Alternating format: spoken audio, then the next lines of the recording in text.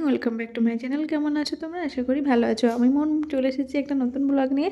তো চলো আজকের ব্লগটা শুরু করা যাক। এখন বাজে সকাল 8:30। তো ইভানকে ঘুম থেকে উঠিয়ে আগে ব্রেকফাস্ট করে দিয়েছি, রুটি আর তরকারি আর বিস্কিট, কেক। মানে এগুলোর বাইরের খাবার না দিলে এবার কান্না করে, ঘুমটা ভাঙতে চায় না, এই জন্য দিয়েছি। আর রুটি আর তরকারি বানিয়েছিলাম, তো সেটাও দিয়েছি। সব কিছুর জন্য মানে অভ্যাস হোক আর কি। যাই হোক, তো ওকে টিফিন খাইয়ে নিয়েছি, ওকে স্কুলে পাঠাতে হবে। দেন তারপরে আমরা ব্রেকফাস্ট করবো আর কি। সকালটা তাড়াহুড়ো থাকে, ওকে স্কুলে টিফিনে রুটি দিয়ে দিয়েছি আর ইভানের পাপা দিয়ে চলে এসেছে। আর এই যে পিঠা, কালকে রাতে পিঠা বানিয়েছিলাম, তো সেটা খাওয়া হয়নি, ভিজে পিঠা খেতে হবে। দেন এই দেখো পিঠা নিয়ে এসেছি। কেমন কেমন হয়েছে? নরম, সুন্দর, একদম তুলতুলে নরম। তুলতুলে নরম, ওঠে না কেন প্লেটে? ইয়ামি আমু, দুধটা কেমন মিষ্টি? ঠিক আছে মিষ্টিটা? হালকা মিষ্টি ঠিক আছে। ইভানের পাপাকে পিঠে দিয়ে আমি সংসারের সমস্ত কাজগুলো করে নিচ্ছি। এরপরে ইভান আসার সময় হয়ে যাবে, তখন আর কাজ করতে পারবো না, কারণ ও আসলে ওর অনেক কাজ আছে। ওকে স্নান করানো, ওকে খাওয়ানো, দেন ঘুম পাড়ানো, আবার রান্নাবান্না, সব কিছু মিলিয়ে অনেক কাজ হয়ে যায়। তো দেন ঘরটা মুছে স্নান করে এসেছি। অনেক দিন পর আজকে শ্যাম্পু করলাম, কারণ প্রায় 1 সপ্তাহ বেশি হয়ে গেছে শ্যাম্পু করি না, কারণ নিজের জন্য একটু সময় পাই না। এর মধ্যেই বলতে বলতে দেখো ইভান চলে এসেছে, ওর পাপা গেছিলো নিয়ে আসতে, আর আমি সেই পাকে স্নান করে নিয়েছি। চলে এসেছে আমার সোনা পাপাটা। যাওয়ার সময় খুব কান্নাকাটি করে, কিন্তু আসার সময় মনটা খুশি খুশিই থাকে। দেন এসেই আগে আমার কোলে আসবে। তো ওর হাসি দেখতে আমার খুবই ভালো লাগে, কারণ ও কান্না করলে আমার একটু ভালো লাগে না, মনে যেন কেমন একটা অশান্তি লাগে আর কি। যাই হোক, হয়তো সমস্ত মায়েদের এমন হয় যে সন্তান কাঁদলে কোনো মা ঠিক থাকতে পারে না, স্থির থাকতে পারে না, কিন্তু খুবই কষ্ট হয় আর কি। যাই হোক, ও এখন আর ঘরে যেতে চাইছে না, ও এখন খেলতে চাইছে, যে উঠোনে একটু দৌড়াদৌড়ি করবে, খেলবে, কিন্তু আমার তো সময় নেই, কারণ ওর অনেক কাজ আছে। 12টা বেজে গেছে প্রায়।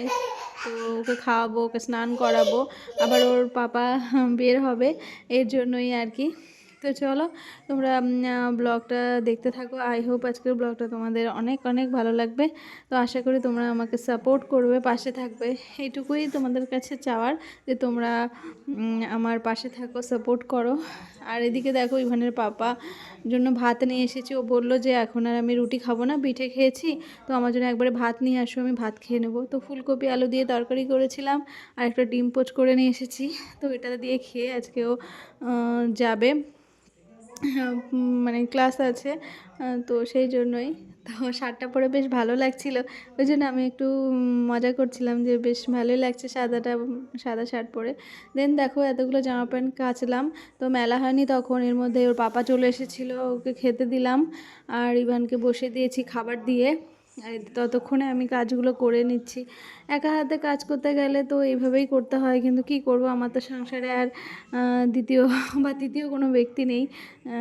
সেই জন্য আমার একাই এইভাবেই কাজ করতে হয়, ওকে খাবার দিয়ে দিতে হয় আর আমার কাজগুলো করতে হয়, কারণ ওর পেছনে অনেকক্ষণ ধরে সময় দেওয়ার আমার সেই সময়টুকু নেই আর কি। তো যাই হোক, ওর পাপার সঙ্গে সঙ্গে একটু খেলো ওর পাপার পাতে। দেন আমি রান্নাঘরে চলে এসেছি, আর ওদিকে ওর পাপা খাচ্ছে, বেরোবে। আর এই যে মায়ের জন্য পিঠা দিয়ে দিয়েছি, এই টিফিনে হচ্ছে শুকনো পিঠে দিয়েছি 5টা না 4টে মতো, আর ভিজে পিঠে দিয়েছি 2টো। তো ওনার আবার সুগার আছে, তো সেই জন্য মিষ্টি বেশি খেতে ভালোবাসে না, তো সেই জন্য 2টো পিঠে দিয়েছি, ভিজেটা আর শুকনোটা উনি ভালোবাসে, সেই জন্য 4টে দিয়েছি। দেন পাঠিয়ে দিয়েছি, এই যে ব্যাগে করে নিয়েছে। আর ওর আজকে ক্লাস আছে চাকদা, তো চাকদায় যাবে ক্লাস করাতে, তো তারপরে বাড়িতে যাবে। ভেবেছিল যে আগে বাড়িতে গিয়ে দেবে পিঠেটা, কিন্তু দেরি হয়ে গেছে, কারণ ট্রেন ধরবে, এরপরে দেরি করে গেলে ক্লাস নিতে পারবে না, এর জন্যই। তো কি করব আর। তা ও বললো, ও ঠিক আছে, তোমার যেভাবে সুবিধা হয় তুমি সেটা করো। দেন ওর বাবা চলে যাওয়ার পর ওকে স্নান করিয়েছি, ওকে খাইয়েছি। দেন আমি আমার জন্য একটা ডিম পোচ করে নিয়ে এসেছি, আর ওই হালকা করে সিমটা ভেজে নিয়ে এসেছি। দেন আমার দুপুরে লাঞ্চ ওটাই আজকে। দেন খাওয়া দাওয়া করার পরে একটু হাঁটাহাঁটি করছিলাম, আর সেই ফাঁকে ইভান গাড়িটা বের করে খেলা শুরু করে দিয়েছে আর কি। তো খেলছে, অনেক দিন পর গাড়িটা বের করলো, বের করে খেলছে। কারণ এই গাড়িটাতে খুব একটা বেশি খেলে না ও, কারণ ও দুবার পড়ে গেছে এই গাড়ি থেকে, সেই জন্য ভয় পায়। তো তারপরেও এখন একটু বুঝেছে, তো সাহস নিয়ে একটু আর কি খেলাধুলো করে আর কি। দেন ওর সঙ্গে সঙ্গে প্রায় অনেকটা সময় কাটালাম।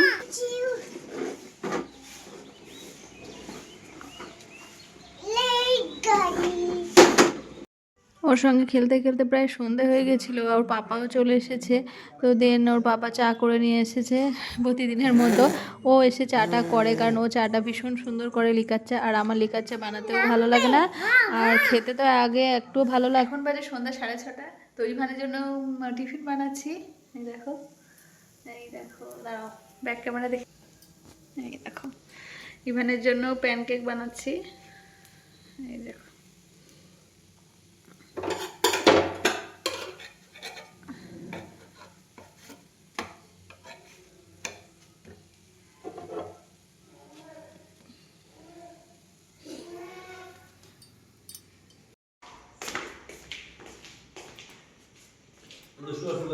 খোলো খোলো খোলো, পাপা প্যান পরাতে হবে তো।